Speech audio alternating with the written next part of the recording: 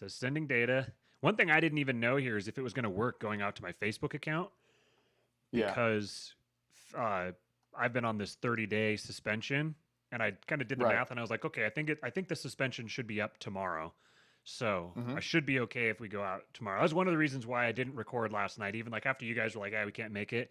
At first I was like, "Okay, I'm just gonna do one on my own," and then I was like, you know what? I don't think I'll be able to stream to Facebook tomorrow. So if I wait until tomorrow, or I can do it yesterday. I said if I wait till tomorrow, then I'll be able to go out to Facebook. So it looks like it's working. Yep, we're live Sweet. on Twitter. Let's check Facebook. Welcome aboard, folks. Hello.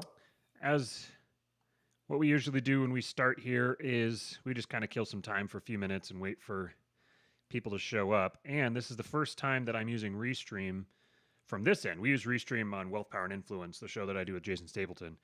And we use Restream all the time there. He's always the one running the stream. This time, it is moi. And it looks fantastic. It seems like technology is happening. Technology is very happening. Yeah. Extremely happening. Well, I like that. Alrighty, let me post this in here. Is this going to be the one? Is this going to be the one where we announce stuff? Yeah, maybe it is. Maybe we'll do that today. Maybe we'll announce some stuff. All right. Well, I mean, can we start off with our first sponsor, Mudwater? Happy to have Mudwater sponsoring the show. I'm going to try it. You're showing us the nutritional information. Oh, yeah. I forgot that what's in front of me is not.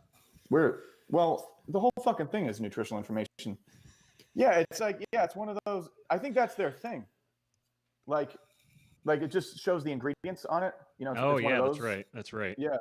Yeah. So, I'm happy to have Mudwater jump on board so early. And I know all the fans can't wait to watch me taste it for the first time live. Oh, you've never tasted it before? Oh yeah, I mean this is for the business of show, Matthew. Oh yeah, my bad. Yeah. Sorry, I ruined it. I ruined it, everyone. Yeah. I've never tasted it before, so. I mean, once some people get in here, I'm sure that they'll be very anxious to see. Okay, well then our second sponsor is Chipotle. Eat at Chipotle, especially if you are a pregnant or breastfeeding mom who has a child who is lactose and or soy intolerant. You can eat at Chipotle and consume neither lactose nor soy, and it's very, very few restaurants that you can do that at. Very few. Basically, everything has some form of soy in it. We thought Jersey Mike's had no soy, and I was like, okay, cool. I looked through their allergen menu. It says no soy, no soy, no soy. I'm like, fantastic. Okay, let me just check the ingredients. One of the first ingredients of the mayo, which says no soy, is soybean oil. How does that work? One of the main ingredients in the white bread, which has no soy, is soybean oil. So there went that. We were all excited that there was another place that we could eat at, but Amy is having to do this for the little man. The little man has had some puking issues, and we aren't sure whether it's related to something Amy's been eating or what. Some babies did a little research, and some babies are just what they call happy spitters, and they just spit up all the time, and it just kind of is what it is. But I mean, he's done it like 14 times in one day, and that just kind of seems like that's not quite right. So Amy decided that she'll try just cutting a whole bunch of stuff out and see if that works. And so far, jury's out. We'll see. So far, jury's out. Yeah. Okay, it says there was an error loading comments, so comments may not come through on this setup. There may be something with it that I have to figure out later on. So if anybody is commenting, I'm very sorry. I can't see it. What I'll do is I see it for whatever that's worth. You do see it? Okay, well, I'll open up the comments on YouTube because that's the stream that I care the most about. Right. Sorry to everyone else who's not on YouTube. Is this fascinating content if you're watching? Oh, I'm sure it's absolutely gripping. So just to keep track, we're streaming on Facebook, YouTube, and Twitter. Correct. Okay, and we've gotten sponsors from Mudwater and Chipotle. Yeah, we're big time. Yeah, we've earned the right to bullshit for 5 minutes. I think so. Yeah. Totally, Maddie, totally. Alrighty, we'll get started here. Welcome aboard, folks. You are watching Kingpilled or listening to Kingpilled, as it may be, at some point in the future when we finally get our official podcast actually set up and get these episodes uploaded, so that all the people who are messaging us and asking us to make it a podcast because it's easier to listen that way, well, we may be able to accommodate that for you guys. So part of what we want to talk about today is really what the whole purpose of this show is, like what we're doing. What does Kingpilled mean? Why are we doing this show? What's our goal here? What's our call to action, as they say in marketing speak? And so we're going to get into that. We'll talk about that for the latter half of the show. There's a couple other subjects that we wanted to touch on. One of them being, as you can see in the title, the Time magazine. Their I guess you call it like a demoralization campaign, I think is probably the best way to. That's not what I took from that at all. No? I thought it was a broad spectrum bipartisan effort to fortify the elections. True. We should have talked about this before to make sure we're in this. This is going to be weird. Yeah, this might get awkward. Well, I'll listen to what you have to say about it, but I mean, I read the article and it just kind of seemed like a lot of people came together to try to make sure that I don't know, fascism didn't undermine democracy. Right. You have to make sure that democracy is able to fully express itself by ensuring that it doesn't express itself in any ways that go against the desires of the corporate elites. There will be no coup. No coup will happen. We will do whatever necessary to prevent a coup. Whatever the fuck it takes to prevent that from happening. And we have a third party that we have to take into consideration here in this conversation. So it's not just your take or my take. We also have to consider YouTube's take, because apparently what I've been hearing is that people who are talking about this article that was published in Time, and they're speaking about the things that Time published as factual, they're having their YouTube videos and channels taken down for disinformation. So really at this point, it's kind of anyone's guess, like what is real and what isn't, but that is partly deliberate. That's been a particularly a deliberately created scenario by people who have a vested interest in literally destroying society. Meta Orwellian, is that a term?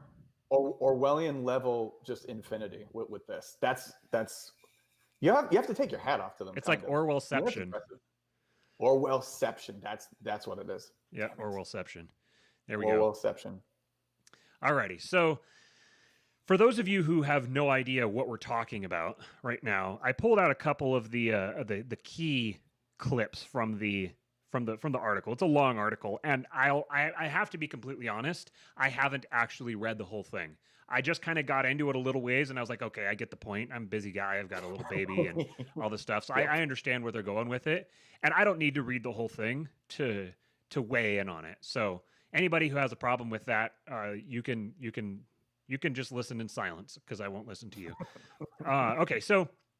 I went and didn't get the title of it, the actual title. So maybe Stephen, while I'm talking here, you can pull up the actual title of the article. It was something about a shadowy cabal and the way that they protected the 2020 election, or something to that effect. And there was two key. That's the name of it. Basically, yeah.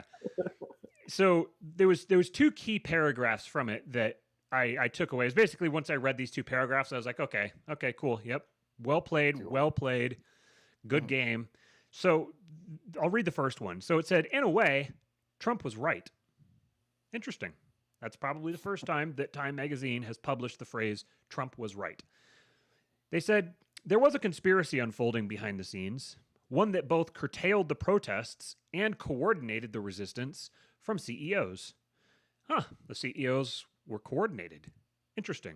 The CEOs care very much about democracy.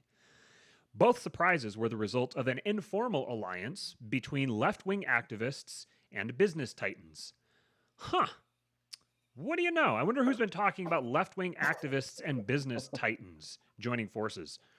The pact was formalized in a terse, little-notice joint statement of the U.S. Chamber of Commerce and AFL-CIO published on Election Day. Both sides would come to see it as a sort of implicit bargain, inspired by the summer's massive, sometimes destructive racial justice protests. That was nice of them to acknowledge that they were sometimes destructive. It's interesting that mostly peaceful, obviously. 2 months ago, they were completely peaceful. They were, they weren't destructive at all. They were 93% peaceful. which is 100%. It's the exact same thing as 100%. 2 plus 2 it equals depends how you 5, round. and 93 equals 100. What? It depends how you round. What Right. significant figure you're rounding to. Well, yeah, and if you listen to our last episode, we talked about left-wing hypocrisy and how it's a feature, not a bug. Then you would know that they the actual way that these people think is if right-wing does it, bad.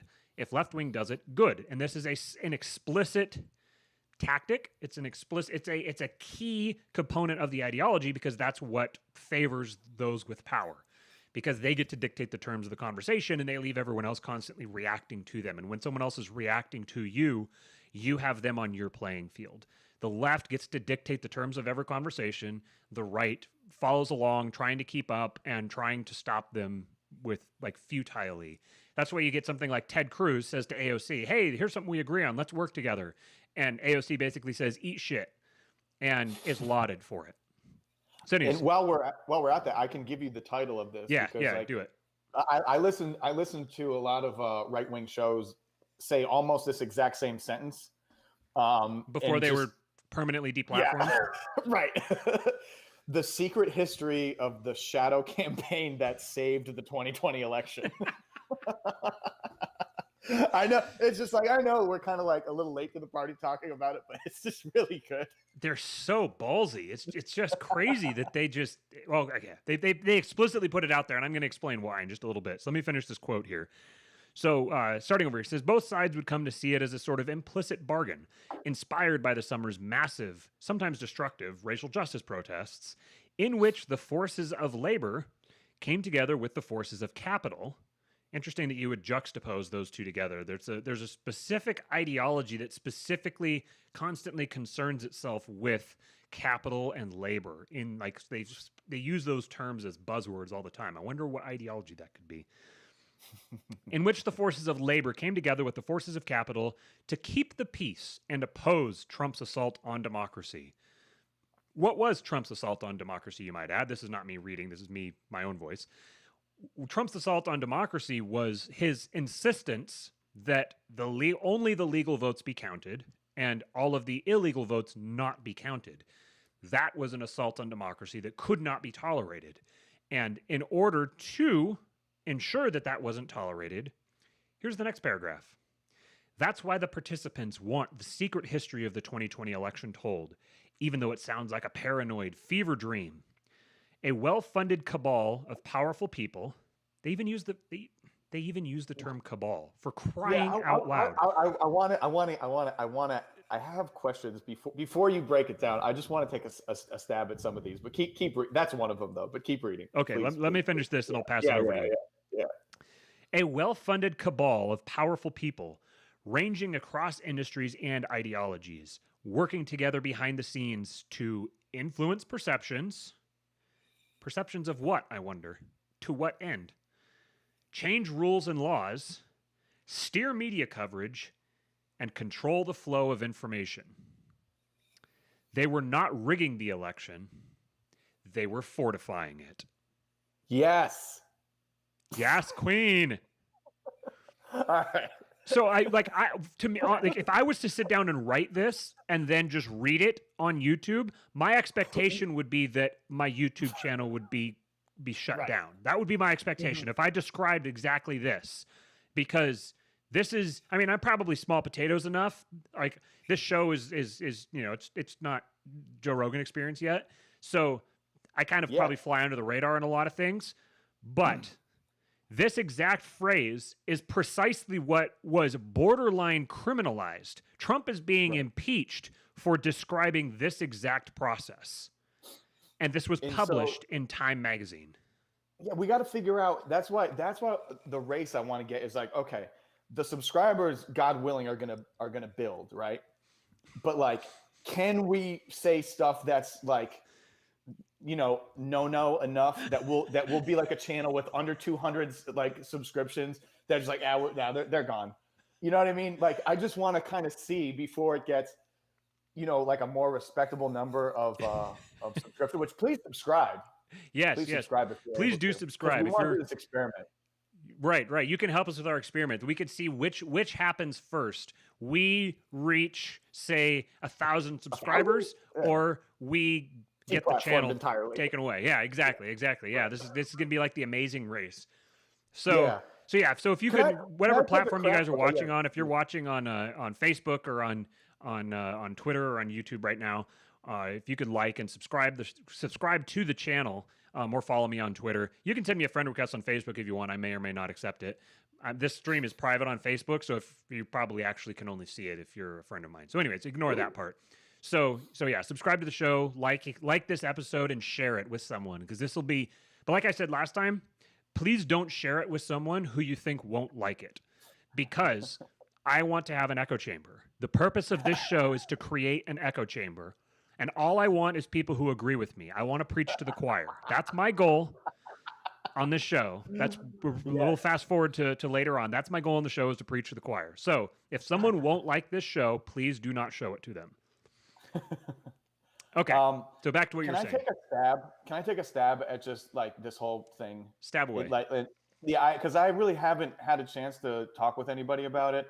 I haven't seen like an in-depth kind of a thing on it. I first heard it on like Bannon's show, which I absolutely watch once a week now once a week. But like I realized I should have been watching it. I'm just posting the show somewhere. I realized I should have been watching it more, because basically this article was Bannon's show for the since November. I mean, everything that they were talking about. Let's do the Cabal thing. You know what I mean? This is just sort of my question with this, how this stuff works, right? So I know it doesn't work that, someone is just, Bill Gates and whoever aren't like conference calling each other and going, ha ha ha ha, this is the article that we're going to have our AI write. Or maybe they do, I don't know.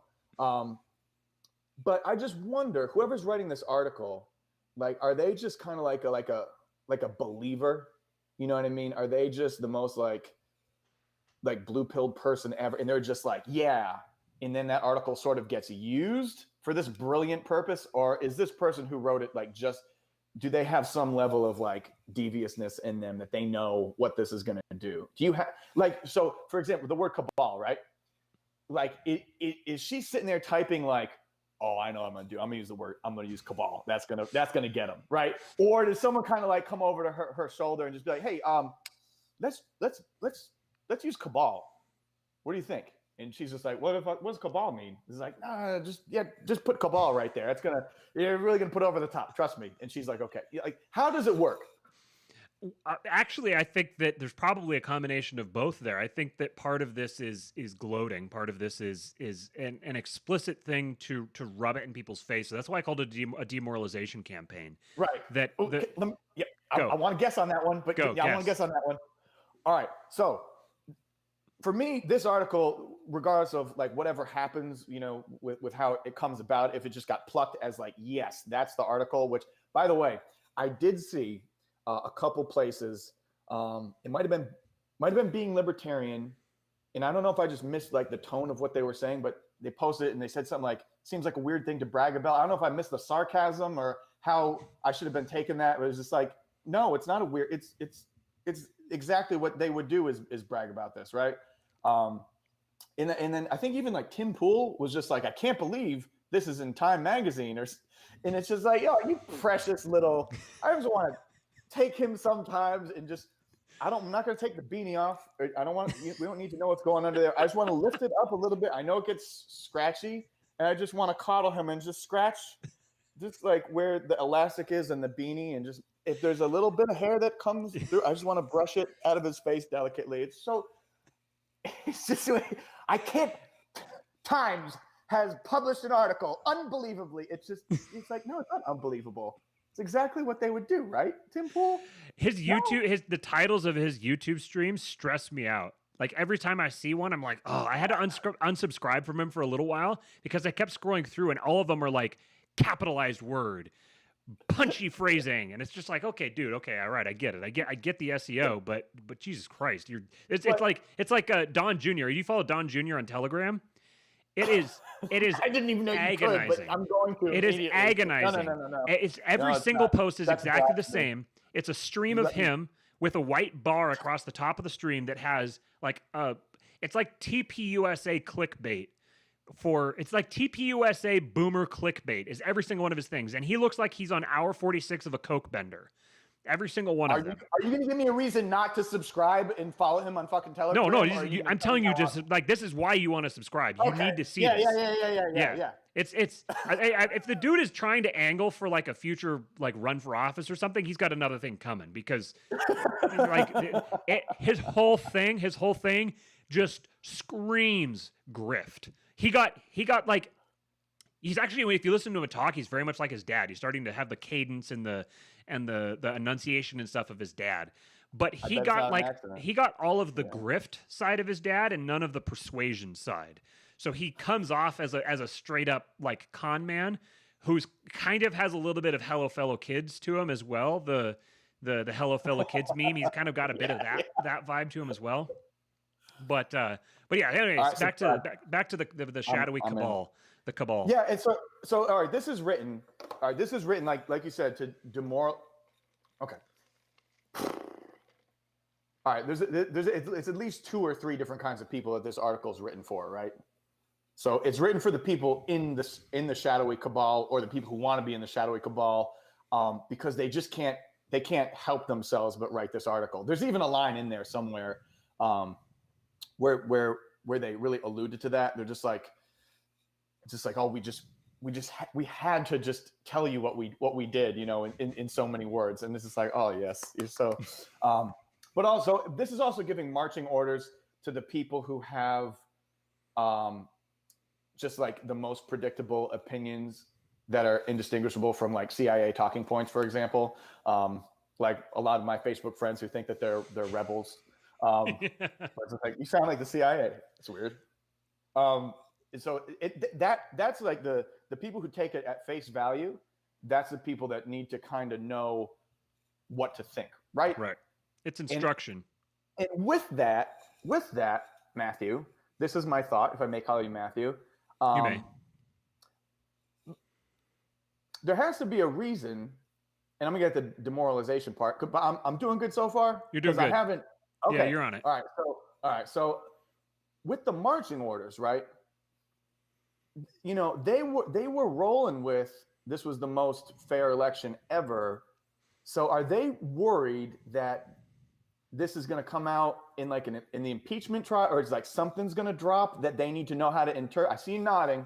So something's going to come out, right? And like they're just kind of setting up. Well, you're going to find this out, but this Times article is going to tell you how to interpret the thing that's going to come out in like 2 weeks. They're pre-framing. Pre-framing, yeah. Yes, okay. They're taking control of the narrative before the narrative takes control of them. So I'm assuming it also coincided with this Mike Lindell video coming out, and I think they probably can acknowledge that this stuff is going to spread no matter what. Like they need to get out and control this narrative. They need to get ahead of it and ensure that it doesn't get away from them. And to your point, I think that there's probably there's a large number of people who have convinced themselves of this narrative, that this narrative is true, that this was actually a noble act to save the election, to prevent it, because they just are so thoroughly persuaded that Trump is literally Satan, and that the only way to stop this fascist coup was by voting him out, which is the very common tactic for stopping fascist coups, is ensuring that they're voted out, because most fascists attempting a coup, they're really well known for just respecting the results of the vote, even when there was really lots of reasons not to respect it necessarily. I don't really want to. What was the phrase that we used before? It was voter squad. Voter squad. You better not be insinuating that there was a shadowy cabal doing anything with this to fortify the election. Yeah, because our YouTube channel has over 100 subscribers, and you think I'm just going to take it lying down that I put in all this effort for nothing after we get deplatformed for you insinuating? Matthew, for me insinuating that there was some kind of voter squad. Yeah, there was no voter squad in this election. It's funny that we don't have to do like code for shadowy cabal. Right, exactly. Yeah, let me tell you exactly what happened. There was a secret history, Matthew, of a shadowy campaign that saved the 2020 election. So enough of whatever you were talking about. All right, and so for the demoralization, right? That one's, I think, pretty obvious. There's a word for this, but like since 9/11, I don't know if it caught them off guard that people were gonna kind of see that there might be something funny going on with 9/11. But it seemed like they were just. It seemed like the news came to them like this. It's like, oh man, hey, people are kind of finding out there might be some things that are not part of the official story of 9/11. And then for like a minute, they were like, oh, wait, what? And then a minute later, they're like, fuck them. What are they going to do? Let's just put it in their face, you know? And it kind of started there. And so now, you know, with this demoralization, they're just like, yeah, this is what we did. If you're smart, if you can see through this Times article and you're not taking it at face value, yeah, we're talking to you. We're telling you exactly what you did. This is like, you know, in between the lines. In fact, we're going to put Cabal in there for specifically because it'll trigger you. Yeah. Right. And with that, what I'm saying is like for some of the what was our code word for the building on Mars? Oh, I don't remember. I can't remember. Yeah, I don't either. Yeah, we haven't spoken in code for too long. Yeah, that the building that seemed to cause some problems on the 6th. For the people inclined to that kind of behavior, I think this article is trying to, you know, basically saying to them, yeah, why don't you go ahead and do something to kind of help our little narrative that we have going with our domestic terrorism thing, by the way, because like this article's fucking nuts. It's like that meme of the guy standing with a stick, like poking something, and he's like, do a something. So it's like, do an insurrection. They're like, come on. Yes, Like just prodding, prod. If we prod you enough, eventually you guys will do what you want. Because this is, okay, to Curtis Yarvin's credit, I thought his whole, like, vote for Biden because it'll take the wind out of the sails of the left. I thought that whole thing was frankly probably the worst call that he's ever made. I was just watching a show he did about a month ago where he was talking to a guy and he kind of elaborated on it a little more. He talked about how politics is fundamentally a friend versus enemy game, and that the goal with every political move is to do something that will be good for your friends and bad for your enemies. And he said, if you look at Trump, while Trump was president, what happened to the enemies? All the enemies were all completely energized. The New York Times like quadrupled their revenue or whatever, and CNN was saved from bankruptcy, and like all these things all happened because of Trump. So with Trump being there, he was really the ultimate effect. The actual effect of his presence was that it caused all of the enemies to be empowered and juiced up and just geeked out to 11 and just wound up all the time, and willing to like raise the planet in front of them, before them, to accomplish whatever they wanted. And so by putting Biden in, he reasons this actually, it reveals the system even more for what it is. It's to the nature of it being both a paper tiger and like a deranged drunk baboon at the same time. And so ultimately that favors his perspective in the long run, because a lot of people are just not gonna be able to believe it anymore, and it'll be a red pilling moment.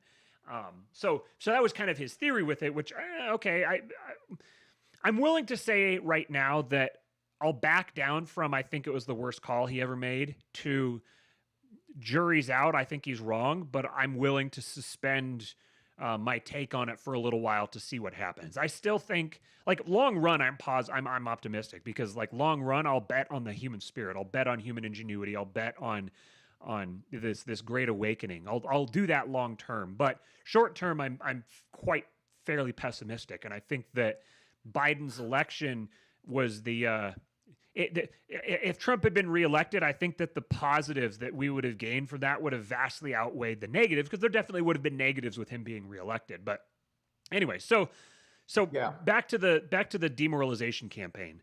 So you're spot on here. Part of the goal here is the double standard. Again, back to the double standard. If we get to say it and it's a good thing, but when you say the exact same thing, it's a bad thing and will destroy your life, this is a really powerful technique for demoralizing people, like literally breaking people down psychologically, especially when they don't have any power, which any of the people who have a problem with what Time is saying have no power. They have no way to do anything about it. If they so much as like get a toenail wrong, then they're going to get nuked from orbit.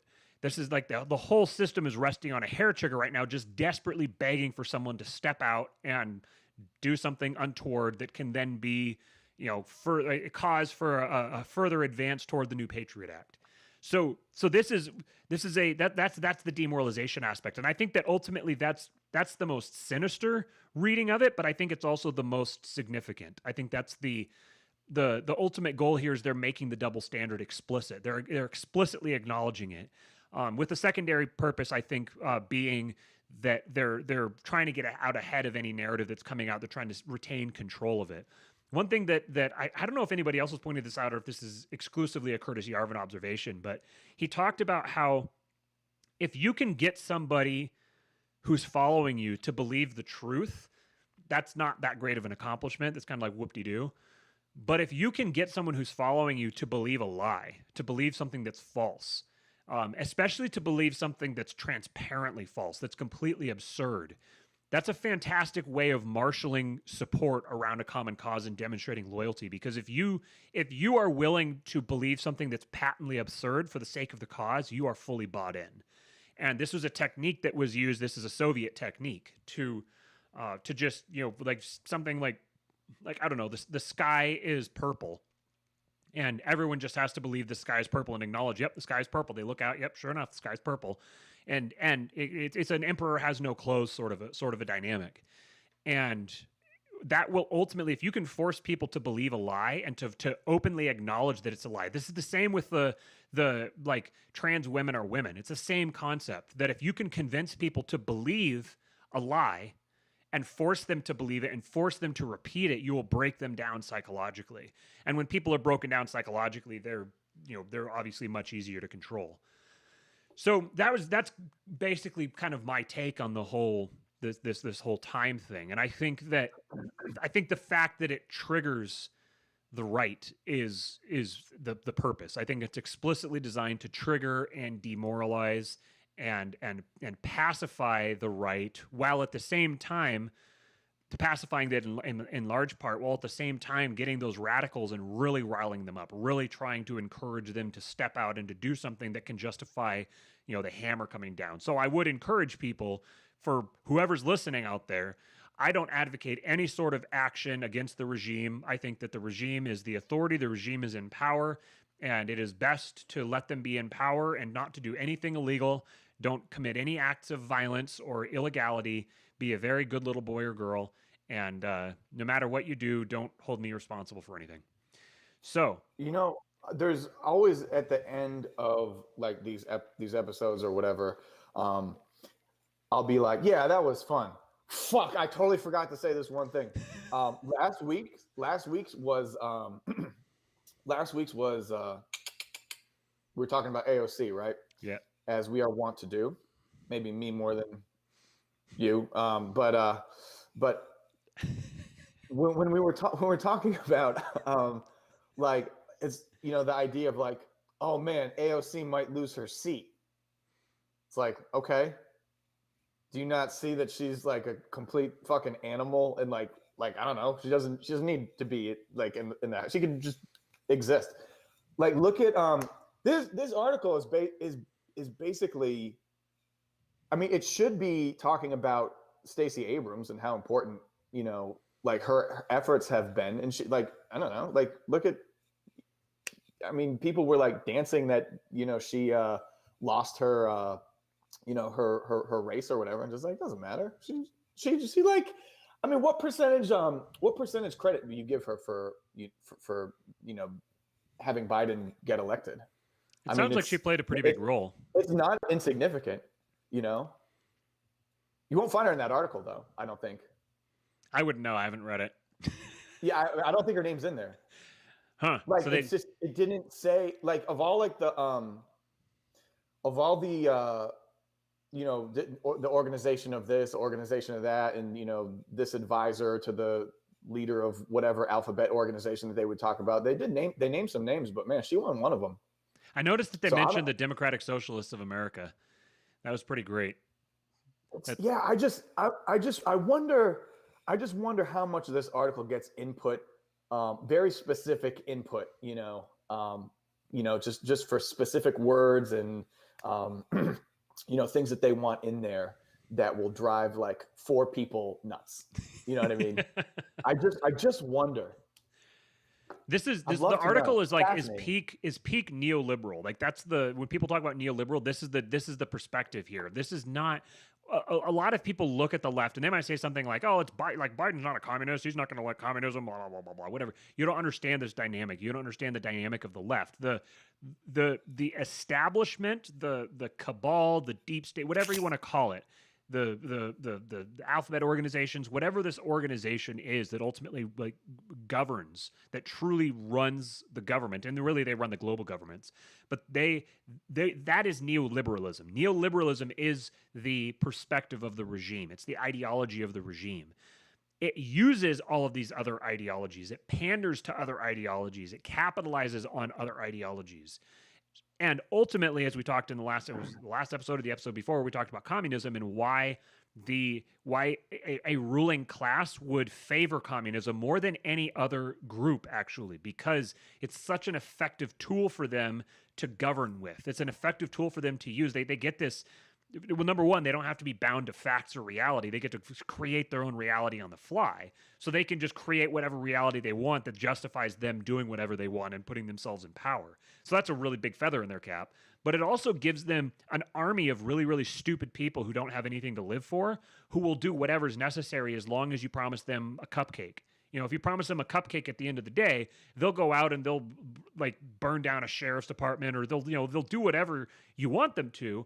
Because ultimately you're dangling the carrot in front of them, and you get this, you built up this entire army that will do whatever you need to. So you can sick them on all of your enemies, and then you can ultimately use them to destroy themselves. Because again, you're the one you are the ones who get to dictate reality. You've used this postmodern neo-Marxist lens to through the press to govern society by the official narrative that's created is whatever you want it to be. It doesn't have to be bound to reality. It doesn't have to be bound to facts. Facts are oppressive. Reality is racist. Whatever you want to say. This is why this whole thing is massively favorable to the regime, because they'll use it for whatever they need to. So when you say Joe Biden isn't a communist, you've lost the plot. You don't understand what's happening. Joe Biden isn't a communist. Joe Biden uses communism. Joe Biden wants, and when I say Joe Biden, obviously I don't mean the mostly senile old guy walking around in diapers. I mean the people who are governing him, the people who he's a front for a shadowy cabal that works to fortify elections, fortify elections in all kinds of different countries, like maybe perhaps Myanmar. I don't know. Anyways, so go ahead. It's just that it's been almost 40 minutes and I haven't shit on libertarians yet, and it's killing me. Come on, do it. It's just quick. It's just quick, but and I know it's no one who's watching this or listening to this, God willing, one day when we get it on audio. But just if you have a friend and you just kind of observe that, a lot of libertarians took the opportunity, with this whole election to treat it as, looks like the big contribution to the discussion was, it looks like, the other side is having their not my president moment. Ha ha ha ha ha. Let me smoke my pipe and be very happy with myself. It's just like both sides are equally bad. Right. That's like the level of insight. Now, if all you aspire to do is just be able to just come up with like surface level criticisms of both parties, and like that's what you want, like, I don't know, go for it. But it's just, I don't know, take a look, because who was not shying away from this idea that there was more to the election than was being discussed. So I'm not even talking about like just us, but like, I don't know, give credit where credit's due, man. Like a lot of just like conservative radio, you could even kind of see, people talking about like this. So I get it. You take it for what it's worth. It's kind of corny or whatever, but you have to just sort of observe who is able to like tell you what's going on when it's not being written by Time magazine? You know what I mean? You just have to just kind of keep track. So, if it's like, so this is what I do. Just for instance, I looked at like Bannon, because I love Steve Bannon. Steve Bannon I love so much. Yes, I considered at one point, I found out that he was a PH, and I thought about changing to a PH, and like I would never do that for like anybody. I just presumed that if you named your kid Stephen with a PH, that, well, I'm not gonna tell you what I presume, because I like having a YouTube channel for next 5 minutes. But anyway, I would change it for Stephen K. Bannon. But I looked at it and I was like, man, if this is either just like really elaborate amounts of disinformation to try to, get some sort of populist energy, keep some sort of populist energy going for something, or he's just trying to market his show, or this is real. I don't know. It started to seem like the stuff was legit. It just passed the smell test for me, but I stayed skeptical. And everything kind of fell apart. And then the Time magazine piece came out, and I was like, oh shit, okay. So I'm with Steve Bannon and his observations about this stuff up until the point of, right up until the point of, and that's why we need to elect good constitutional conservatives, or it's just like, okay, all right, yep, the Constitution, got it. Just basically he seems smart enough to know the Constitution's dead, but he won't admit it. I don't know. Maybe he's got his reasons and they're just over my head or whatever. But all I'm saying is that, I'm so disappointed with the lack of like discussions from, like libertarian podcasts and just general like sort of thought leaders in like the libertarian world, and not to mention just libertarians on Facebook and stuff like that. Just trying to throw pot shots with no insight to anything. So if you're trying to understand what's going on, like I would just be keeping track of where to look and where not to look. It was a really great example of how libertarians, like libertarianism writ large, lacks a call to action. It doesn't have, it's an ideology without a purpose. They've described the world that they want to live in, but they don't have a pathway. They haven't described a means for getting to that world. They have this idea that like if you act like that world already exists, if you pretend that we already live in that world, then kind of it'll like magically manifest it or something. So, I'm going to check out of the government. I'm going to check out. I'm not going to vote. Voting is violence. Voting is slavery. I'm not going to do that. As long as I check out and don't participate, then pretty soon other people will not participate as well. Did not vote would win the presidential election every single year. So if everyone just opts out, then, pretty soon they're just not going to have any energy left, and they won't be able to govern, and, and they will all just magically wind up in utopia. Like it doesn't comport to reality.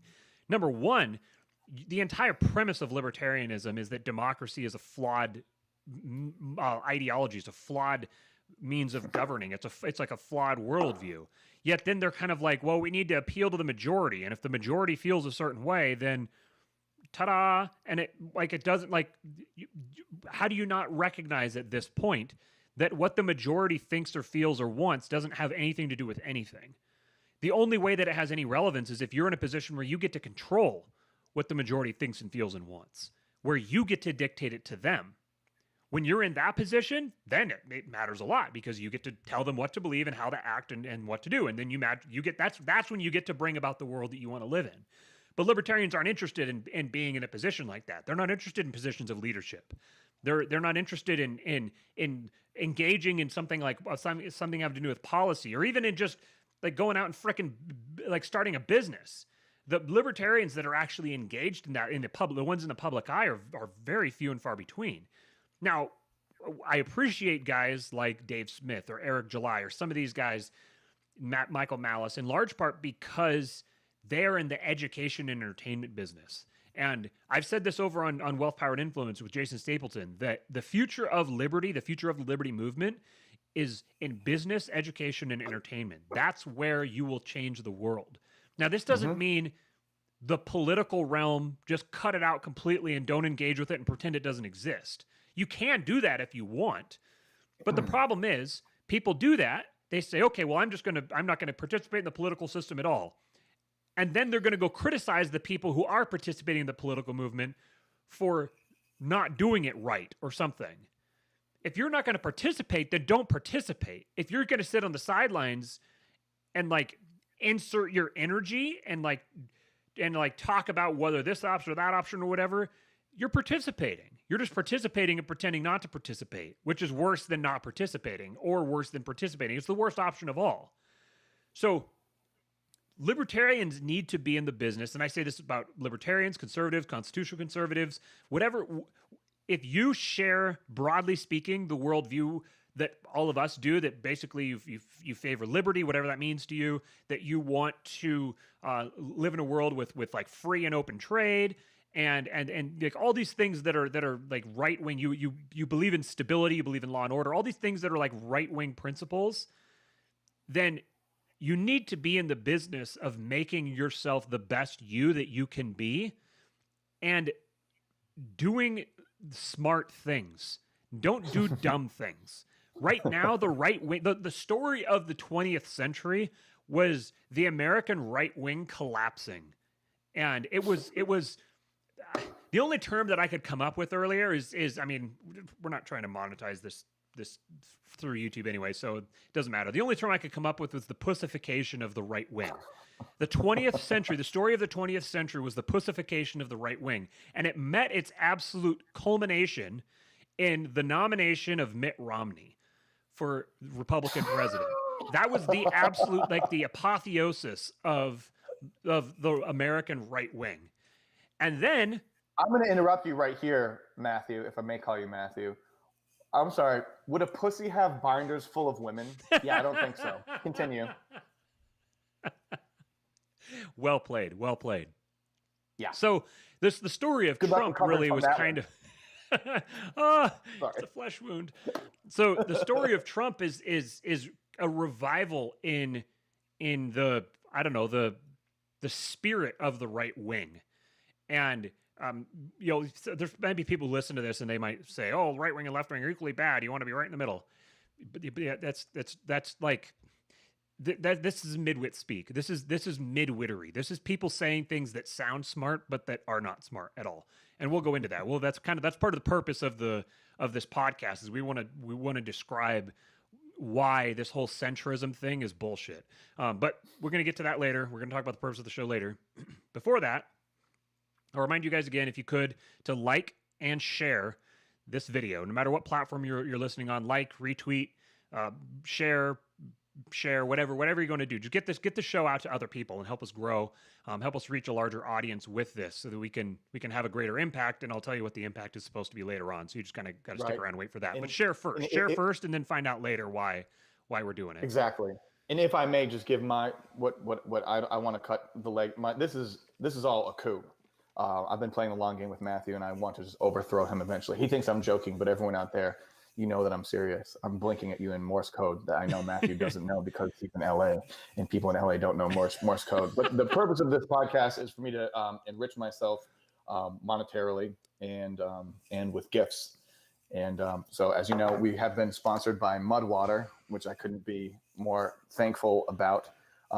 The purpose of the show, per se, is basically when the meme came out at the beginning of the lockdowns and it said, if you're a white male, then try your best not to start a podcast. If you saw that and you felt immediately like you never had an impulse to have a podcast ever, but all of a sudden you were just overtaken with the idea that you wanted to have a podcast, that's why this podcast exists. It's for you. It's to serve catharsis for you. So if you go to Mudwater and use promo code white male, you will actually become 5% owner. You will get a share. It's not a public company, but if you go to mudwater.com, promo code white male, you will become a 5% owner of Mudwater, which is great. And so it's obviously capped at 20 spots, and probably the guy who invented it, he's not going anywhere. I mean, provided he's a white, obviously it's a white male. Look at who would really make this? Cacao, lion's mane. Yeah, it's a white guy. All right. So there's 19 more. I'm tasting it live on the air for the first time. It tastes exactly how you think it would. It tastes exactly how you think it would, but it's delicious. Mudwater.com, promo code white male. And I just wanted to say thank you for Mr. Taylor for sending me Heat Protectant Plus for future streams, so that I don't light my hair on fire. And when we inevitably monetize this show, I will be, for our supporting members, I will be covering my hair in this Heat Protectant Plus with argan oil, advanced 2-layer protection, and attempting to light my hair on fire. And that's going to be for supporting listeners only. All right. Why don't you cover your hair in Gorilla Glue for him? Did you see that story? No. It sounds like a segue. Yeah, a chick apparently she ran out of got to be glued hair gel or cream or whatever, and so she said, "Well, I have a spray bottle of Gorilla Glue right here, so I'll just use that instead." No, she didn't. And it was, I don't know, she said it'd been like 3 or 4 weeks, and her head is just like, it's like as freaking, she's a black chick. Her head is slicked back, like shiny. It's just like hard and round and shiny and smooth as a bowling ball.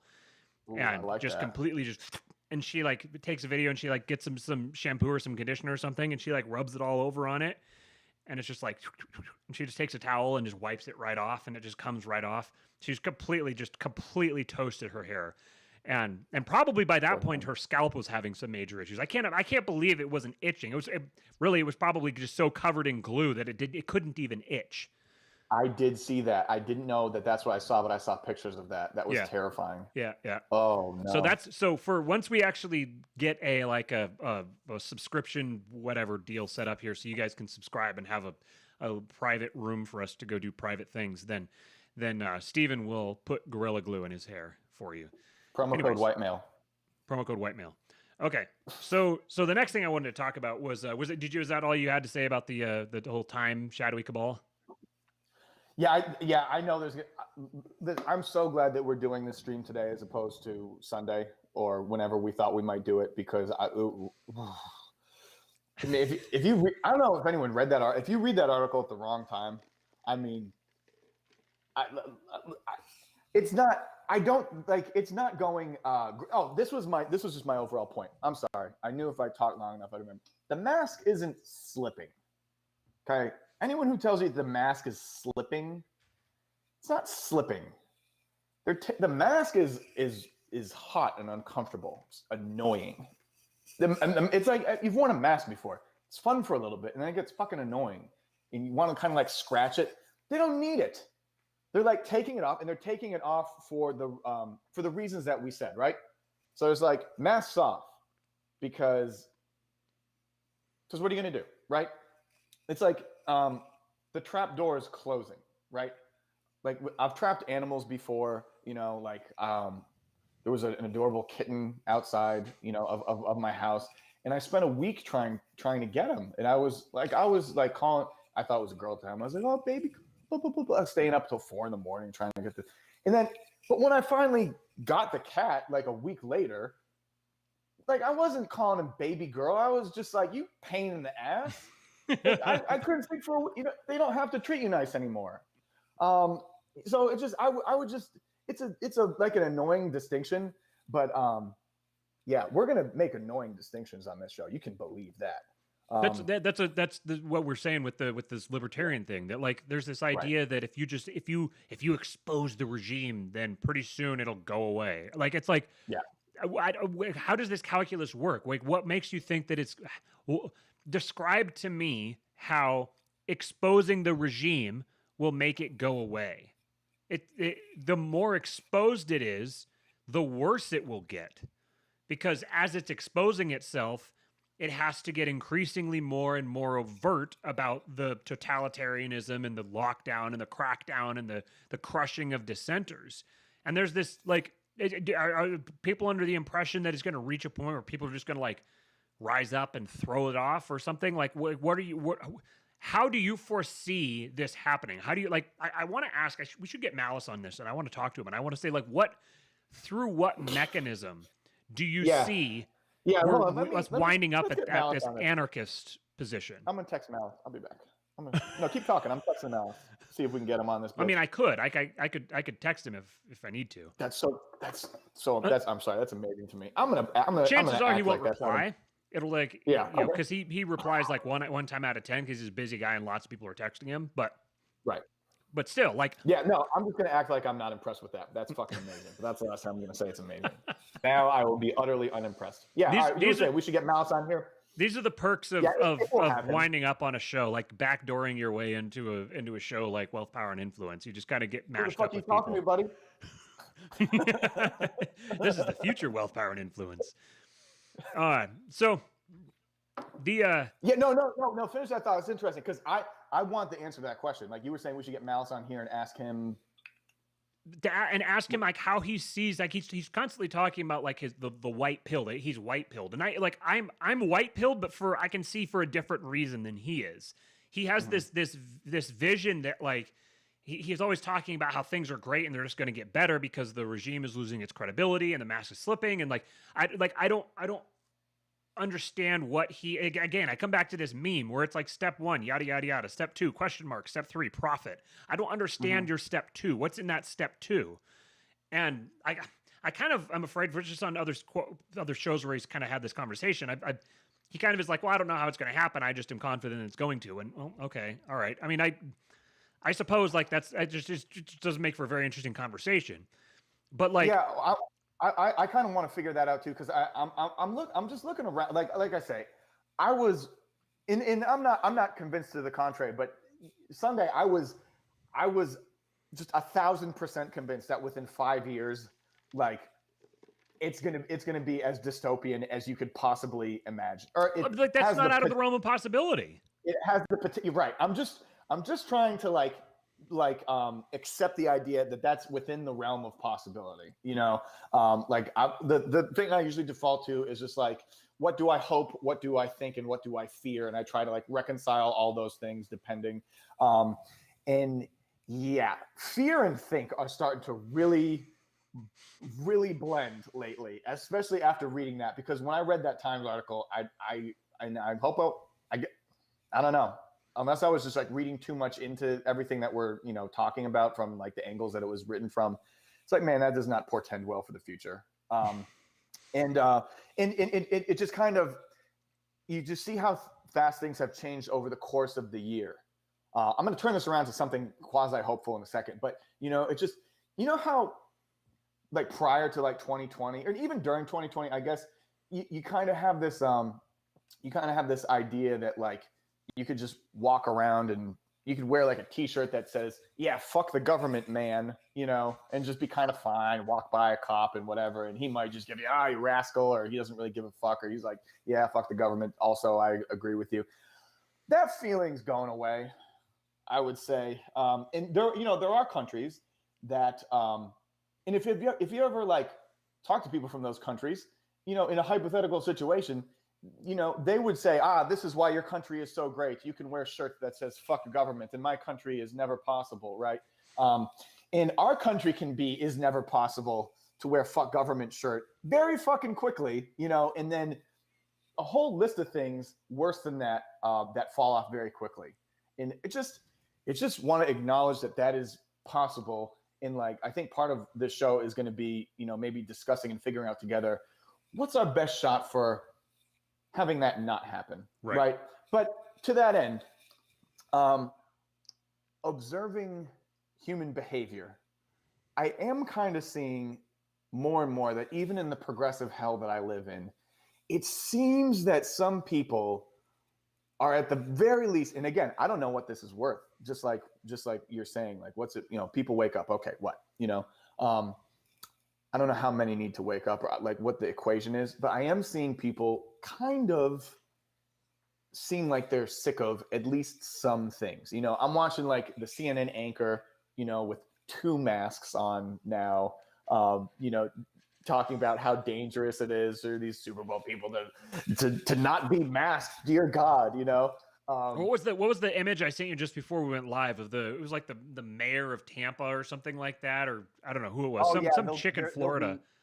Yeah, well, that's the thing. Also, you know that like Florida is barely the United States, and certainly like the further south, it's like that's not America. So like I'd be stunned if people in South Florida are really, it's like, come on, no one's. I don't think people are double masking in South Florida.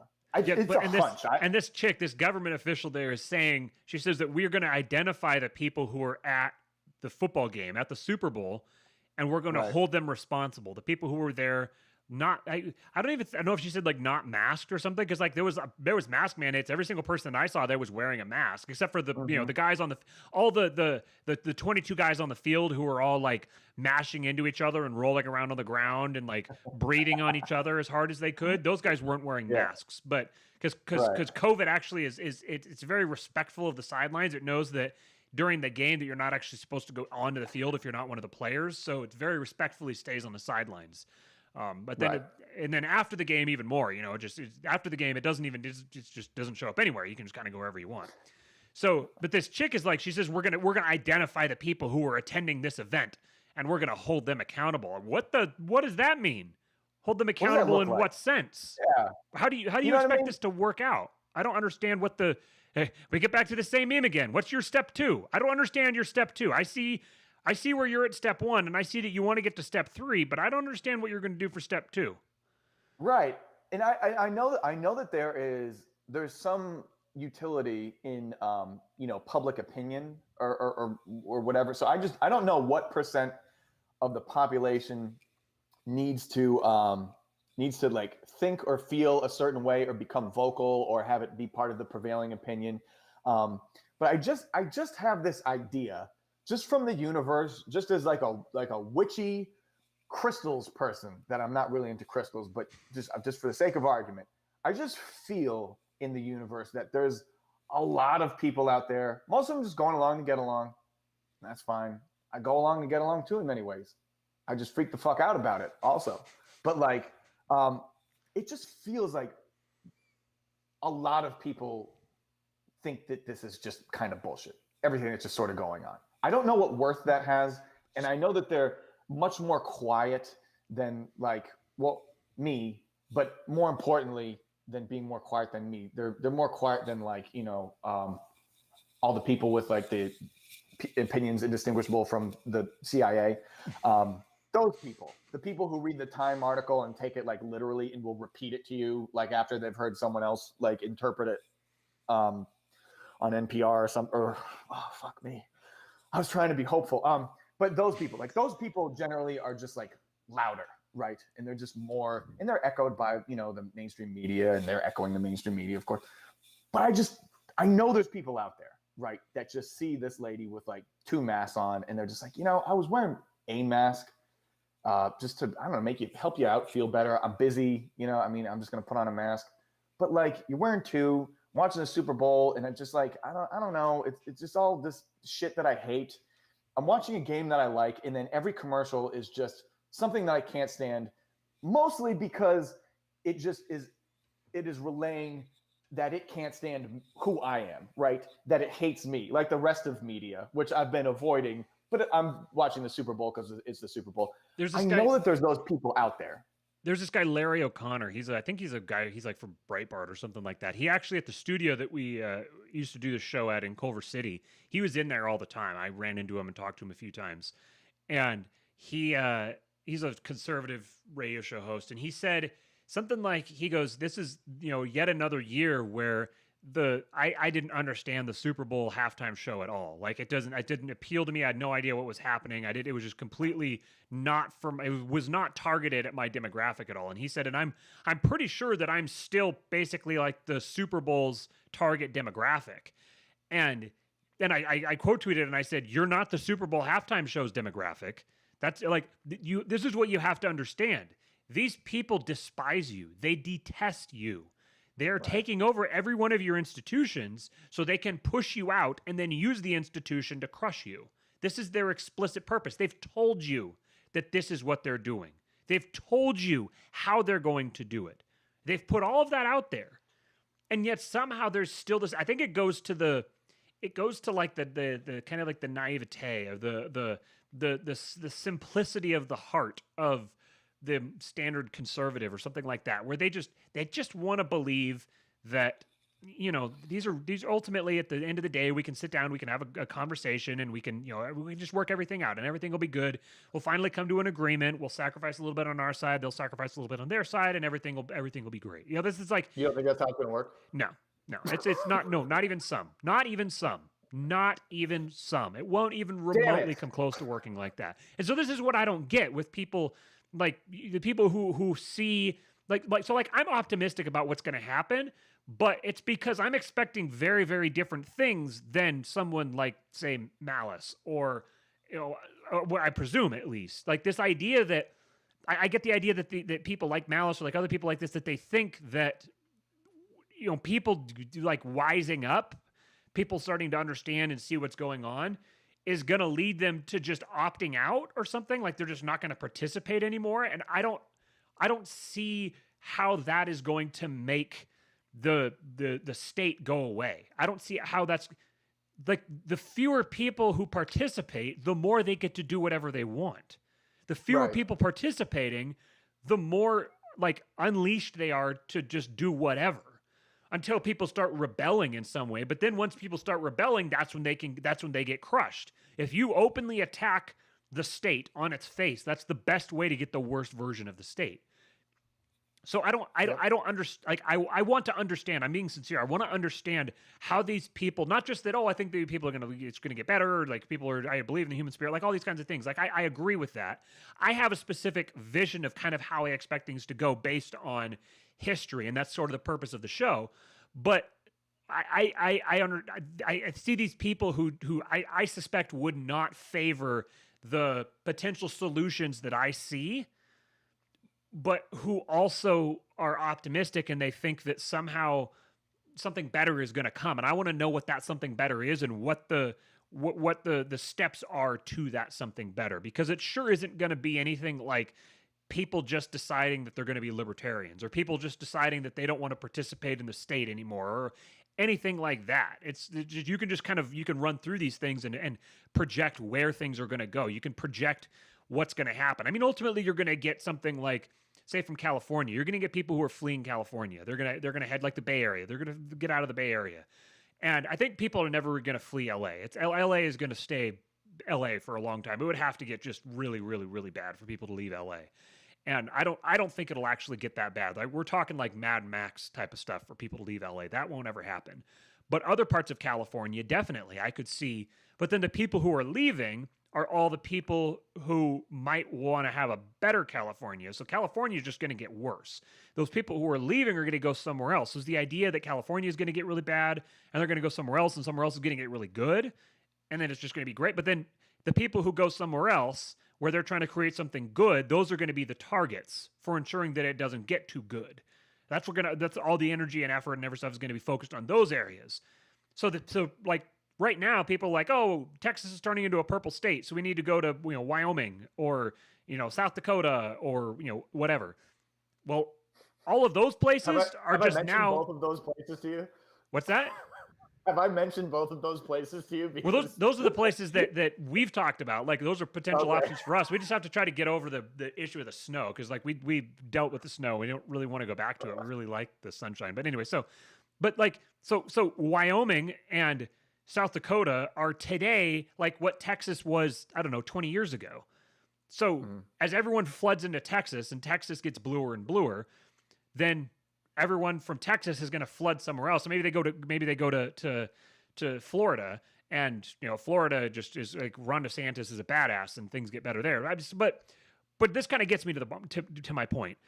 The Florida right now is kind of like the most competent. Florida and South Dakota are like the most competently run states in the United States. And there's a little bit of damning with faint praise here, but genuinely they have been run significantly better than any of the other states around them. And it's going to attract a lot of people. They're going to get a lot of people. They're going to get a lot of both sides. They're going to get a lot of people who are both on who are going to make the state worse, and a lot of people who might make the state better. But I guess part one selection pressure I just thought of here is that places that don't emphasize mask wearing are going to be attractive to people who are not inclined to wear masks. And so the worst of the neo-libs are likely not going to be attracted to something like that, because they're going to think that it's going to be this disease-ridden hellhole. And I'm sure that people who live there are more than happy to let them keep thinking that.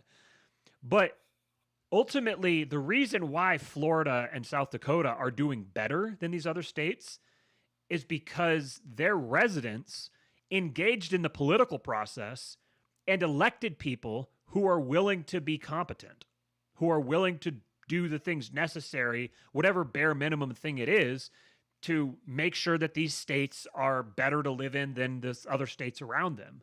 That So is a fair point. I don't understand how you reconcile saying no, don't participate in the political process. There's no answers to be found in politics, and also everything's going to get better. I don't understand how things are going to get better without people participating in the political process. Does that resonate in any way? Yeah, that's a very fair point. That was kind of our underlying point with the whole Trump thing, I think. Right. It wasn't that Trump was going to save us from damnation in any way, and I don't think we had. I mean, I had some delusions about what he was, but those were just sexual.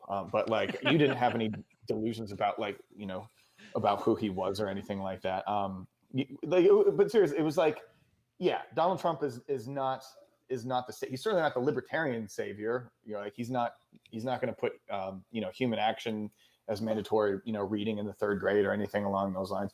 But it feels like what we're going through like right now was inevitable. Like it feels like right now maybe was going to be happening in like 2024.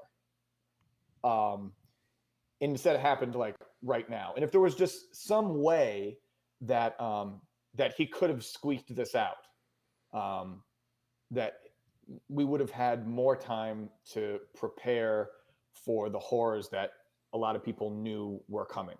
So it's like, this is presuming that we know what we're talking about, right? And this like people who are like saying stuff like this, like if you treat them as like a cat before a weather event, like that's us, right? Right. You can just kind of look at it. Cat before a weather event. They're like a dog just before an earthquake. Yeah. The dog starts standing up and pacing around and whimpering, and he's kind of like, Yeah. So I don't know. I'm just like, my thing is, I think that there are going to be people in the country that at some point will just be like, I think there might be an earthquake coming or happening right now. And, just like, they might be on a delay. That's what gives me hope. It's just like, okay, maybe just like, I don't know. Maybe we just like see stuff a little early because we have time to look. Because if you don't have time to look, man, you ain't going to see anything. You know what I mean? I got time. I've had time for like years. That's the only reason like that I think that I can kind of see things happening before they do. But if you're not looking, you certainly aren't going to find them. And a lot of people don't have the time because they're doing like productive things with their lives. So they're just like, Fox News maybe because I hate everything else.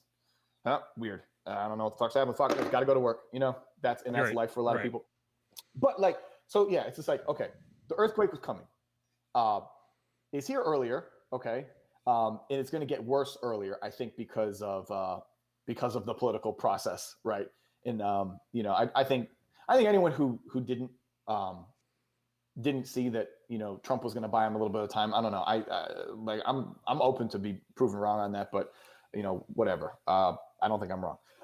But yeah, it's happening, and I just think you have to use anything that you can to wedge the chair against the door, like the other host of the show, Matthew Erickson, said, right? Anything that you can do. So if it's a political process, like look, is Kristi Noem the one that I like, or is Kristi? No, who's the terrible one?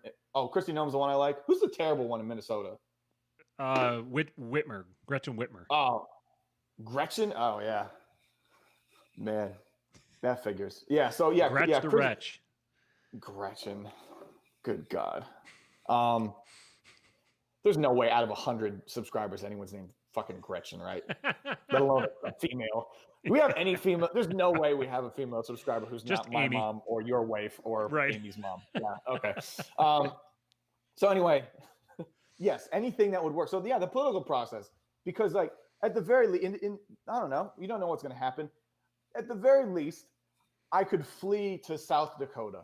And life would be better there for I don't know how long until whatever. But like, yes, the idea that I somehow share the sensibilities of people in South Dakota more so than other places, which, by the way, is mind-boggling to me, but seems to be true.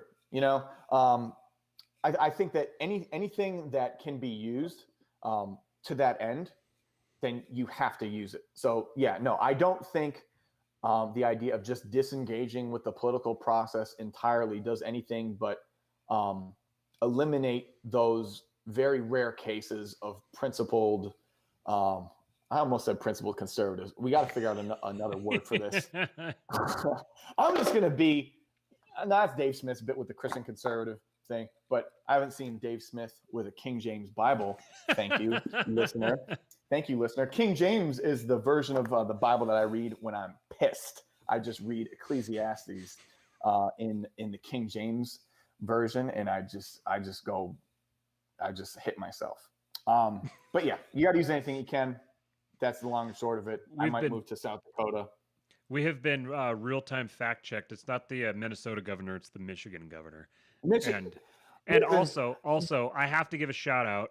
We have some other female listeners. I have to give a shout-out to my sweet, sweet mother-in-law, Rhonda, and her sister, my aunt, Connie. It's actually kind of funny. This is a completely irrelevant thing that nobody else is going to care about, but Amy has a very, very small family, and she has 3 aunts, and one of them is named Connie, and Connie is married to Mike. So she has an Aunt Connie and an Uncle Mike. I have an absolutely massive family, and I have an Aunt Connie and an Uncle Mike. So now I have 2 Aunt Connies and 2 Uncle Mikes. This has been your irrelevant fact for the day. So anyways. And for the supporting listeners, in the future, we will diagram Matthew's family tree, extensive family tree. Oh God! I'll have Amy do it. She'll enjoy that.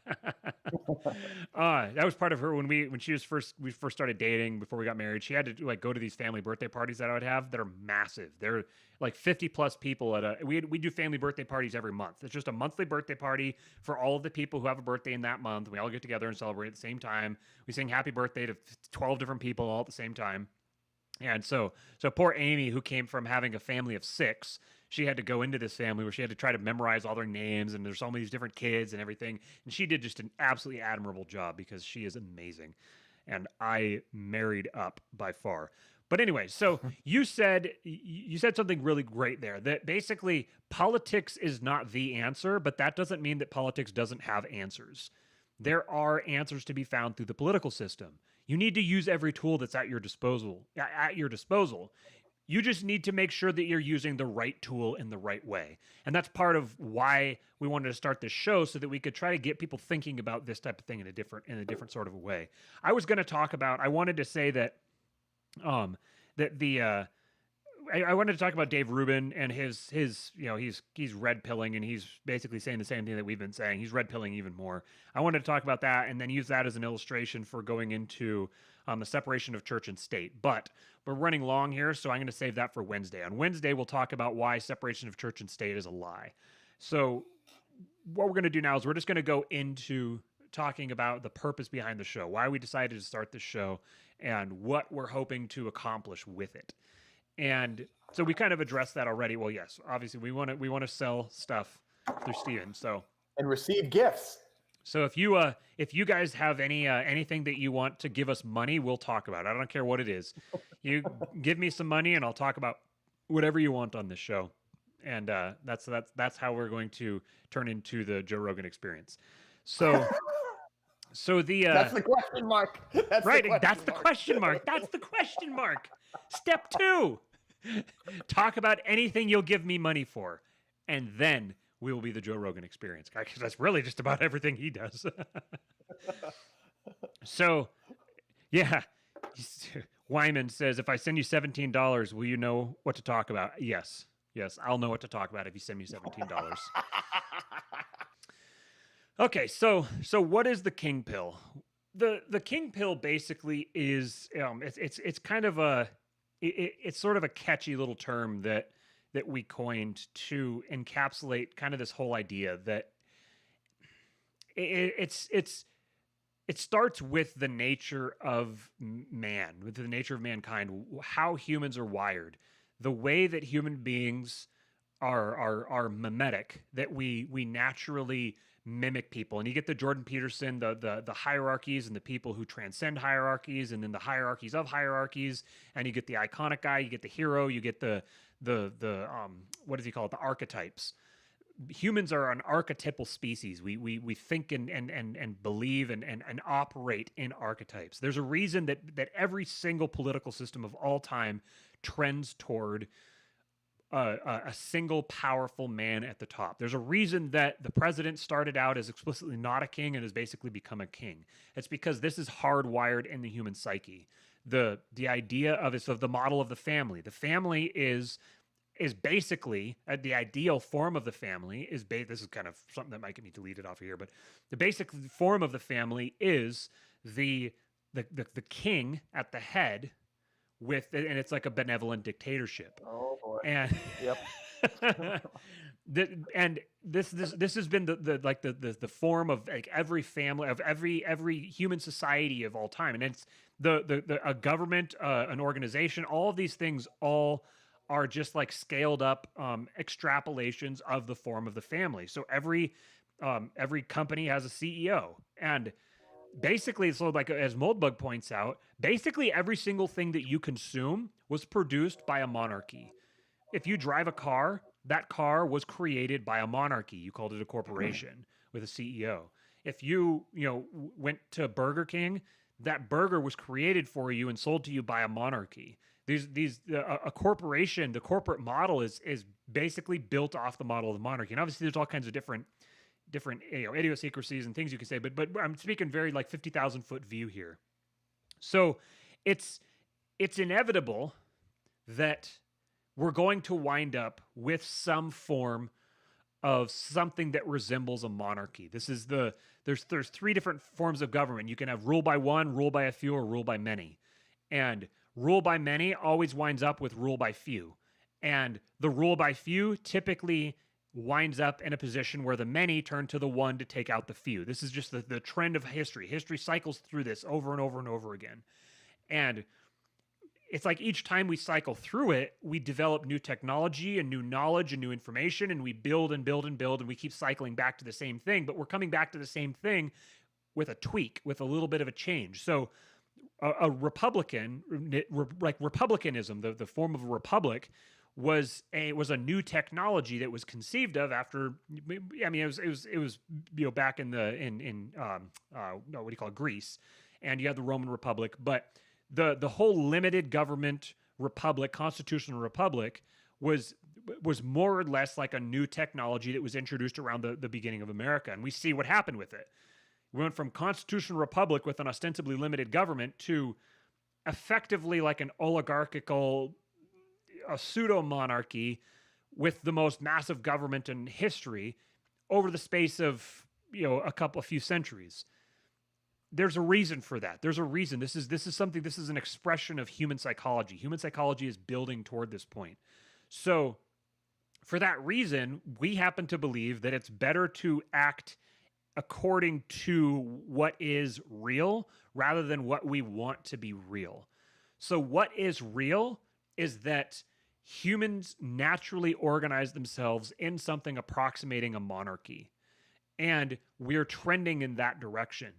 And what is better, and in each situation you want to ask not what is the ideal result, but what is the possible result with what I have in front of me? What are the most likely results based on what I have in front of me? So as you operate on that basis within each situation, you want to be looking toward the long-term goal. And the long-term goal is ultimately that we're going to wind up, for better or worse, we're going to wind up with some sort of a monarchical arrangement. And there's, as I've kind of gone into already, there's good reasons for that. Another good reason is ultimately because that's the model of the relationship of Christ to his church, the relationship of Christ to his people. This is something that's baked into the psychology of people. And if you're not a Christian, if you don't buy into the Christian narrative, stick around, because part of the goal throughout all of this is going to be to demonstrate why the Christian story is a meta truth. So even if the literal narrative, leave aside whether or not the literal narrative is true. I happen to believe it is, but leave that aside. The truth that's contained with it, if it was a fictional story, the truths contained within it would still lead you to the same conclusion. They should still lead you to the same conclusion. You can draw out from it the exact same truth that you get if you apply the actual scenario. I know that kind of sounds confusing, but it's just something that we want to elaborate on as we go through this, as we go through these various episodes and we talk about these subjects. So that's kind of the first thing. That's the purpose behind the title, the Kingpilled, and it's kind of just catchy. It's clickbaity. So then, practical call to action. What can you do? What do we want to stimulate you to do? Because we do want to stimulate you.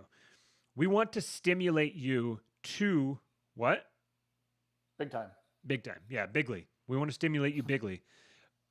We want you to our primary call to action is that you need to make yourself the best version of yourself. You need to become the king of your own life. You need to maximize your lifestyle as if your life depends upon it, because it does. Our goal is if we want to change the world, if we want to see a better world, if we want to see a more competently organized world with peace and stability and justice and justice for all. If we want a world like that, it's going to start with each one of us taking control of our own lives and taking control of our own communities, taking control of our own families. And to do that, we have to be in optimal condition. We have to have our mind sharp. We have to have our body sharp. And we have to make sure that we are acting, again, in the world that is and not the world that we imagine to be. There's a little technicality here in that it's not possible for us to actually know the objective reality because by definition our perspective is subjective, but ignore that. Forget I just said that. We want to act in the world that we actually have. This is the Moldbugian observation of formalism, that the goal is to relate to power as it actually is constructed rather than as it pretends to be constructed. So the New York Times pretends that it's a private newspaper that just like covers, has journalists and just gets access and covers stuff and tells stories and whatever and passes on the news. But if the U.S. federal government was to nationalize the New York Times tomorrow and make it the Ministry of Truth, or make it the government department of propaganda, the New York Times mission statement wouldn't change one bit. How they acted would not change one bit. So in theory, the New York Times is a private company that tells the news and is either in cahoots with or in opposition to the government, depending on what's going on. In practice, the New York Times is effectively a part of the government, literally a part of the government. In theory, there's 3 co-equal branches between the judiciary, the legislative branch, and the executive branch. In practice, the legislative branch does basically nothing. The executive branch does basically everything, and the judiciary basically exists just to reinforce the other two. This is just how it's worked out in practice. Conservatives will scream till they're blue in the face about the Constitution. This is how it's set up. It's a republic. Every time they'll see a lib talk about our democracy, they'll say, it's not a democracy, it's a republic. And I used to fall into that. I used to get caught in that because I'm like, look, it's actually a republic. If you sit down and you read the Federalist Papers, blah, blah, blah, blah, blah. In practice, it's a democracy. That's because the majority of people who participate in it believe that it's a democracy, it's effectively a democracy. That's how it functions. Furthermore, people say democracy, 51%, 49%. That's not what a democracy means. Listen to the way that people use the word.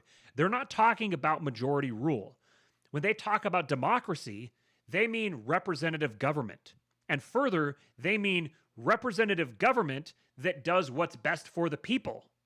And what does what's best for the people mean? It means what the experts say is best for the people. So democracy is government conducted for the people according to what the experts believe should be done for the people. This is the meaning. If you actually listen to the way that they use the word and the way they talk about it, this is what democracy means. So This is if you. I mean, really, you could if you didn't want to read, didn't want to listen to any of our shows here, all you could do is just sit down and read The Machiavellians, Defenders of Freedom by James Burnham. If you listen to that book, that would basically put you right where we are. That'll red pill you more than just about anything. As long as you can wade through the first, I don't know, several chapters. Yeah. The first couple chapters are kind of rough. Yeah. Like if you look at what's going on in the comments, like when we started talking about the logos and Christ and the archetypes and all that stuff, like the people who are talking in the comments, I'm very confident we could have an ideal society with. You know what I mean? Right. But when it's the amount of that's not the world. You know what I mean? We could have an ideal society with those people and, you know, some of their friends and stuff like that, and they're all oriented towards the good, or they're oriented towards Christ, they're oriented towards something that allows a foundation to have this ideal society that everyone you know, speaks of. We also need the protection of like a major army. We could be like yeah, well, anyway, some countries in Europe and North America, but yeah, when you were talking about democracy here, this is one of the Carlyle's pretty interesting. In Mulbug talks about him a lot, but you're really trying to get us deleted now. Yeah. Oh well, no, I'm not getting to that one. No. Yeah, there's some things by Carlyle that. Okay, this is all I'm saying about Carlyle with his 20th century predictions. All right, one, the 20th century would be a century of democracy in which the political center moved consistently to the left. And he's saying this in 18 something, I guess. Civil War, approximately. Yeah. All right. So again, I'm just going to repeat that. The 20th century would be a century of democracy in which the political center moved consistently to the left. 2, it would be a century of murder, misery, tyranny, and anarchy. Anarchy, like the way that people, like the rest of the world, use the word anarchy, I'm guessing. I don't believe it's tyranny and anarchy suddenly meaning everyone has an ideal society and they can do anything they want and they choose to do the right thing. Okay. Again, 2, it would be a century of murder, misery, tyranny, and anarchy. Enormous megatherions, ugly as were ever born of mud.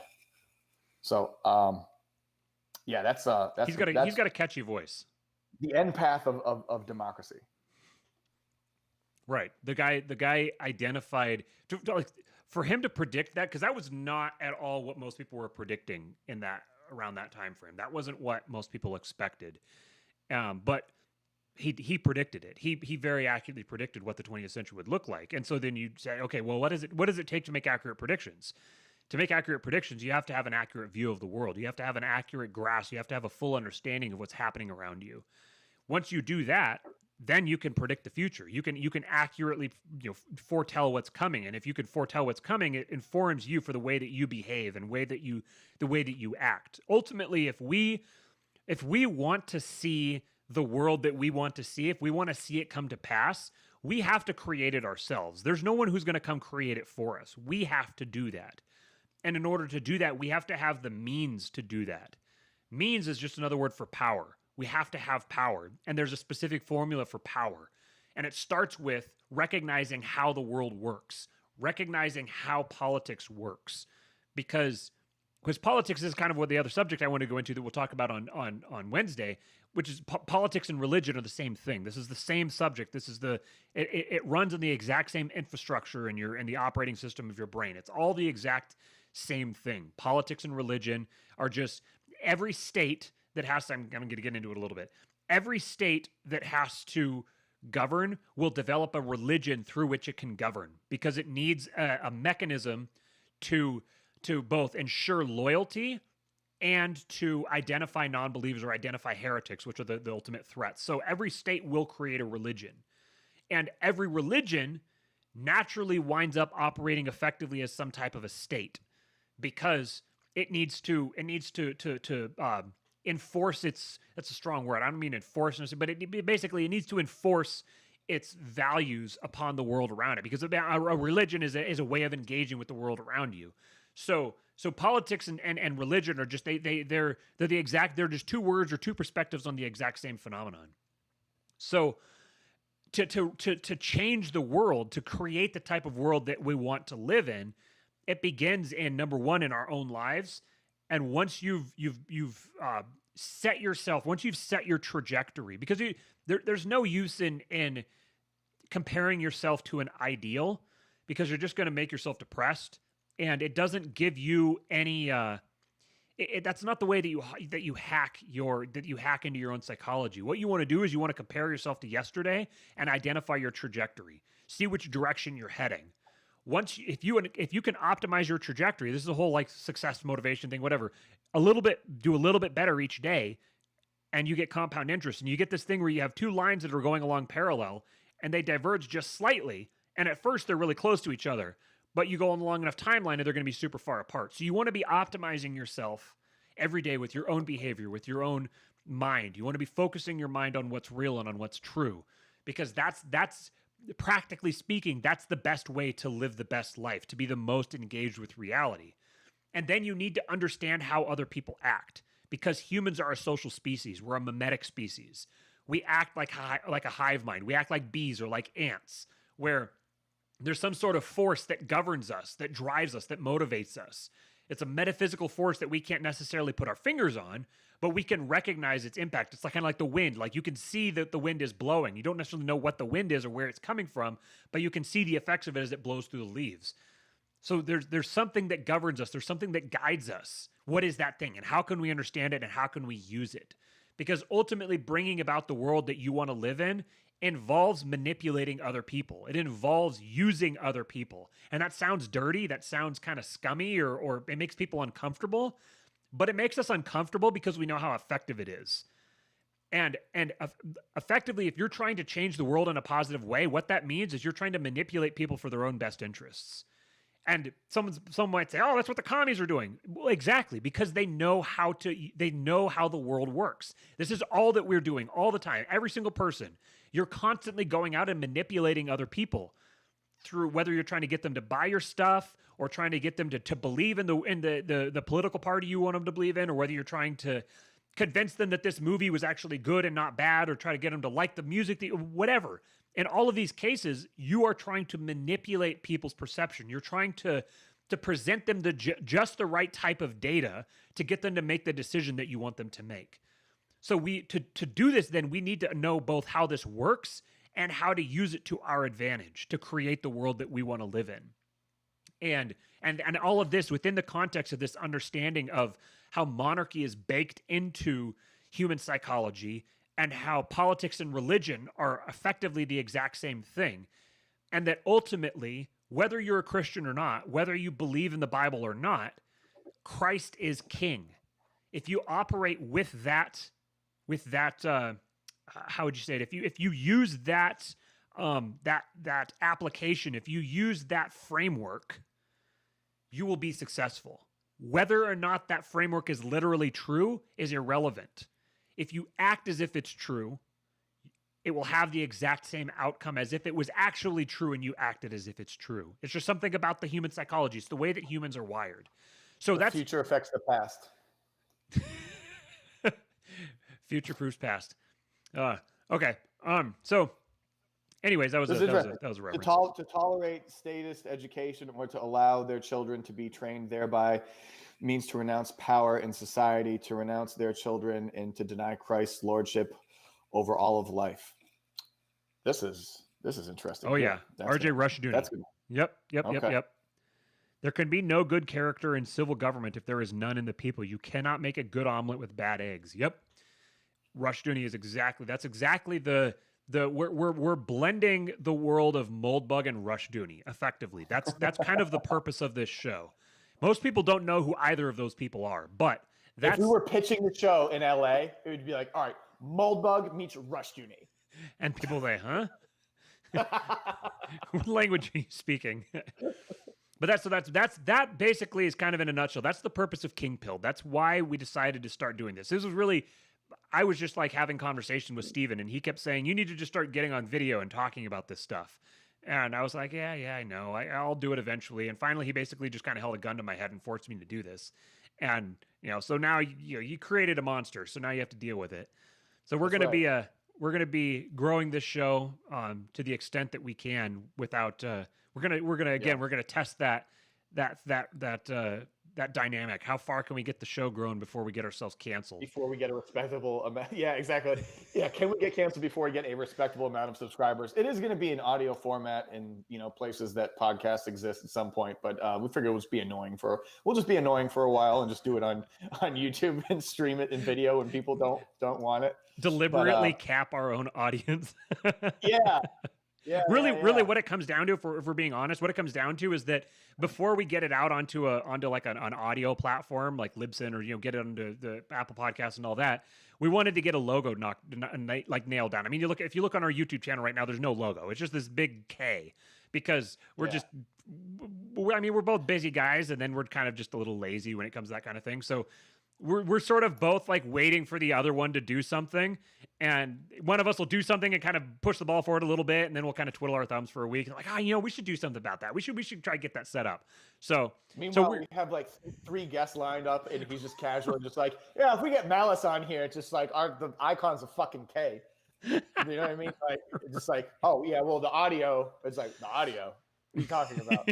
Well, like when it goes to iTunes. Anyway, Malice. I wonder what Malice has to say. We'll get Hotep Jesus on here too. No, yeah. We'll get Hotep Jesus on here too. This will be a conversation that he really enjoys. We'll have a good talk with him. But yeah, so we were talking about we were coming up with ideas for the logo today and kind of putting together some stuff. So we'll get that out here before too long. And once we've done that, once we get that, then we'll basically be ready to roll, and we'll get everything posted up on audio as well, so you guys can get that. And yeah, that's kind of, I don't know. I think that was about all I had for today. That's where I finally get my debate with Dave Smith on Lions of Liberty for platforming white supremacists.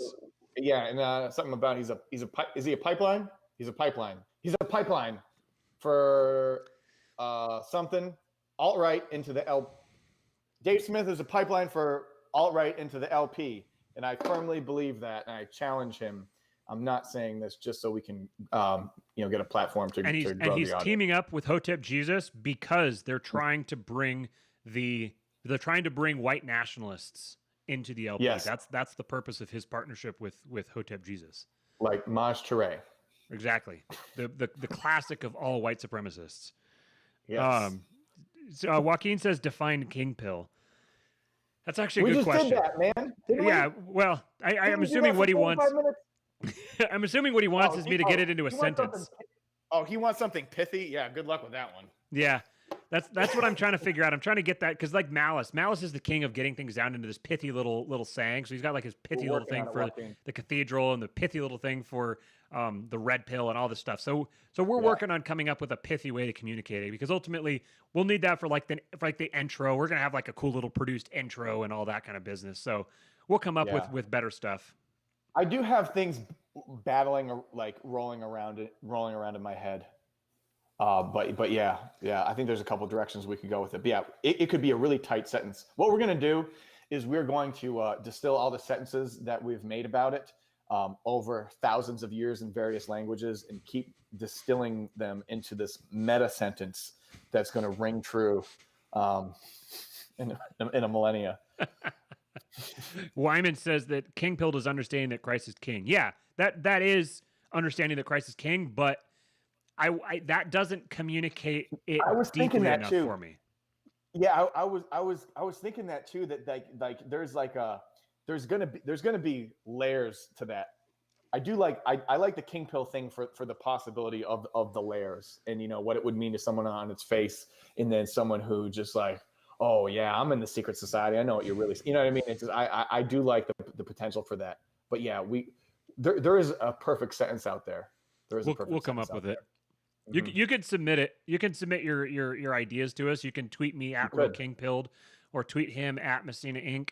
Give us a shout out, or post it in the comments. Tell us what you think if you understand what Kingpilled is, and you've got a good idea for a pithy sentence for it, throw it into the comments or tweet it at us, and will most likely ignore most of what you say and not incorporate them. But if one of you does say something that we really liked, then you'll get mud water. Right. Right. And if you don't win, don't worry. You can still get mud water, our first official sponsor, by going to mudwater.com. Promo code white male, where you can become a 5% owner automatically. Is that what Dave did? Is that why he platforms white supremacists? Oh, right. Yeah, that's right. Yes, Dave Smith did that. I'm going to keep talking shit about Dave until he debates me on Lions of Liberty. All right, guys. Well, thanks for joining us again for this. Once again, if you could like this video, share the video, subscribe to the YouTube channel, follow us on Twitter, Matt at Real Kingpilled, Steven at Messina Inc., and then Jason as well. Jason will be back on again. He had to take a little bit of time away, but he's been in our group chat. We've been talking with him, and he'll be back again. And I honestly don't remember what his Twitter handle is. It's like Citadel 605 or something like that. I'll throw it in the show notes so you can follow him as well. And if he ever decides to get back on social media, but he's on Instagram. That's probably where you want to follow him again. He likes to pose for the gram. He's I mean, honestly, he's good at it. Like, if I was that good at it, then I probably would too. So I don't really hold it against him. But he's dealing with his kid. His kid's like an absolutely kick-ass wrestler, and he's like best in the state or something like that. So he's dealing with a lot of wrestling tournaments right now. But he'll be back again in the future, and we'll have a nice little three-way. But anyways, thank you guys for joining us here. This has been Kingpilled. I am Matt, and that is the other host, Steve. Later, guys.